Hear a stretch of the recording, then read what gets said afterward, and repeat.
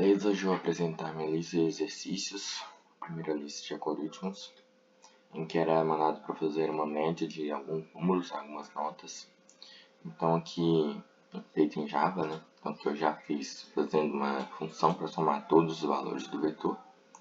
Aqui eu recebo o nosso vetor em formato de float. O somatório começa no zero, percorre todo o vetor e retorna a soma total. Essa nossa outra função pega a soma e o vetor e ela retorna a soma dividido pelo tamanho do vetor, no caso, a nossa média, né?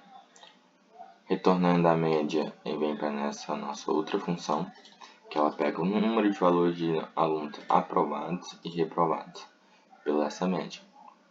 E nos casos, nossos alunos abaixo e acima da média. Esse aqui pega o nosso número de aprovados, já que se for maior ou igual ao valor da média, ele está aprovado.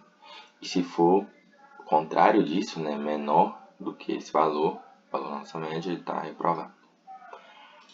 E aqui a gente retorna o nosso vetor de reprovação e aprovação.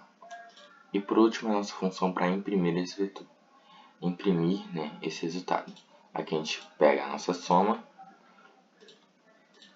pega a nossa média, pega os alunos reprovados e aprovados e printa. A média é igual a o valor da média, número de aprovados é o número dos alunos, né, e reprovados, número dos alunos. Os aprovados sendo a primeira posição do vetor e os reprovados a segunda posição do vetor.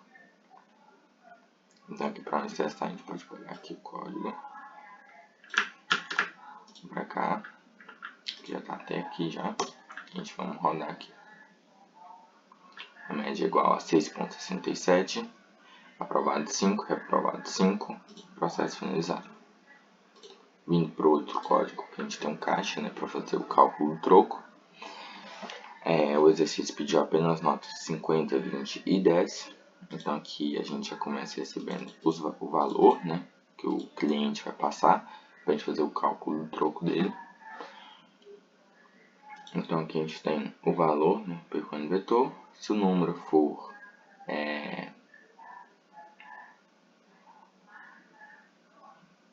menor, né, se o número for menor que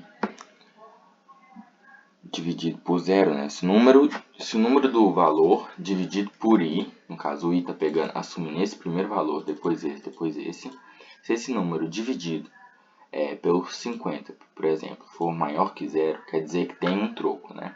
Vai receber esse 50 dividido por 50 daria 1, é maior que zero, então a gente tem uma nota de 50. E assim vai repetidamente, e aqui a gente tem o quê? O número dividido pelo i, né? Só que a gente pega somente o resto. Se a gente tiver 60 reais, a gente vai pegar esse número, dividir ele por 50, pegar somente o resto. O 10 vai entrar aqui, não vai executar o 20, mas vai executar o 10. Aqui para a gente executar o nosso código.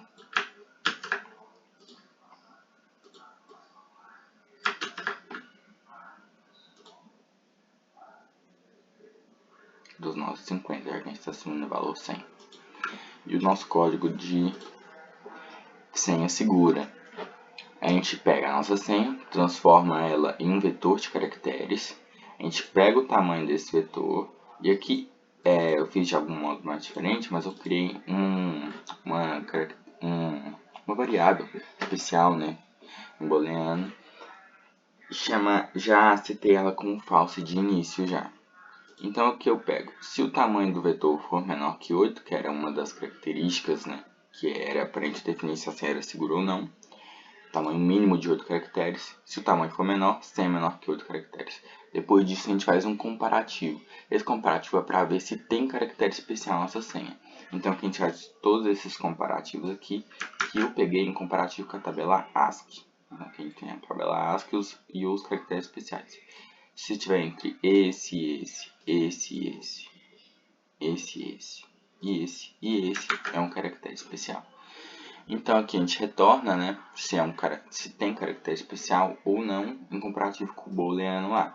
Então aqui, se tiver caractere especial, vai entrar true. Aqui a gente inverte o valor com esse símbolo de exclamação. No caso seria falso, não entraria no nosso if e retornaria sem caractere especial. Agora eu vou fazer o teste aqui.